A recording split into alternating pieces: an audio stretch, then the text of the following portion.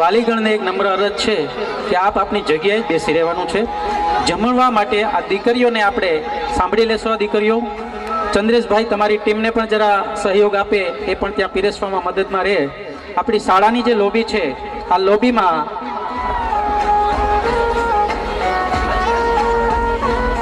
શાળાની જે દીકરીઓ છે એમને આપણે જમવા માટેની વ્યવસ્થા કરવાની છે. એ સમયે વાલીગણ છે, આપ અહીંયા આપની જગ્યાએ જ બેસી દો તો, અથવા તો આપ આપની અનુકૂળતાએ પણ વ્યવસ્થા સચવાય, સહયોગથી સાથે રહી આ દીકરીઓને આપણે ભરપેટ જમાડી દઈએ.